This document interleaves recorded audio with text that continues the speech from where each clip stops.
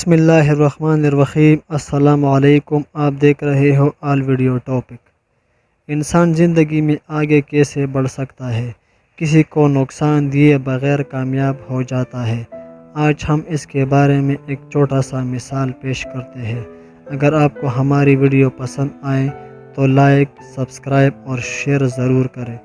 Video کا آغاز کرتے ہیں۔ استاد نے کمرے میں داخل ہوتے ہی بغیر کوئی بات کیے بلیک بورڈ پر ایک لمبی لکیر کھینچ دی اور کہا، تم میں سے کون ہے جو اس لکیر کو چھوئے بغیر اسے چھوٹا کر دے؟ استاد کے سوال کا جواب کسی کے پاس بھی نہیں تھا۔ سوال ہی ایسا تھا۔ سارا کلاس سوچ میں پڑ گیا کیونکہ استاد نے ایک ناممکن بات کہہ دی تھی۔ کلاس کے سب سے ذہین طالب علم نے کھڑے ہو کر کہا کہ یہ ناممکن ہے۔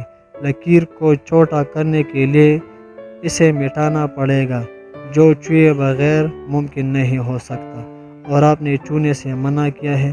باقی طلباء نے بھی سر ہلا کر اس کی تائید کی۔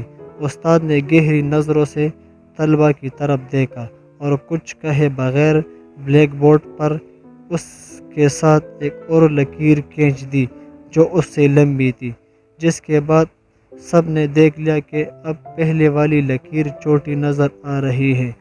استاد نے اس لکیر کو چھوئے بغیر، اسے ہاتھ لگائے بغیر اسے چھوٹا کر دیا۔ طلباء نے آج اپنے زندگی کا سب سے بڑا سبق سیکھ لیا تھا۔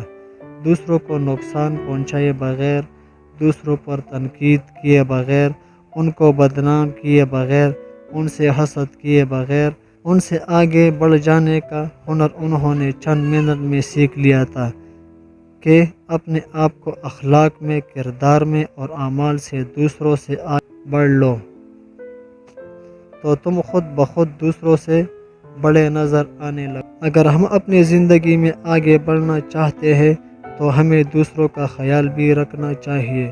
انسان کی زندگی بھی اس لکیر کی طرح ہے۔ اگر ہم دوسروں کو نقصان پہنچاتے ہیں تو ہمیں اسے مٹانا پڑے گا۔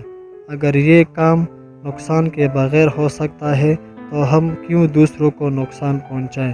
اگر ہمیں آگے بڑھنا ہے تو ہم محنت کریں گے اور ایمانداری کے ساتھ اپنا کام کریں گے تو ہم آگے بڑھ سکتے ہیں۔ کوشش ہماری ہوگی اور صلہ اللہ تعالیٰ دے گا۔ ہمیں ایک دوسرے کا خیال رکھنا چاہیے، نہ کہ ایک دوسرے کے گرانے کی کوشش میں لگیں گے تو ہم کبھی بھی کامیابی حاصل نہیں کر سکیں گے۔ آج ہم دنیا میں دیکھ سکتے ہیں کہ جو بھی آگے بڑھنا چاہتا ہے تو دوسروں کو اپنے پاؤں کے نیچے روند کر آگے جانا چاہتا ہے۔ یہ سب سے بڑا نقصان ہے۔ یہ کوئی کامیابی نہیں ہے۔ کامیابی وہ ہے جو اپنے محنت سے اور اپنے لگن سے ایک آدمی آگے بڑھ کر کچھ بن جاتا ہے۔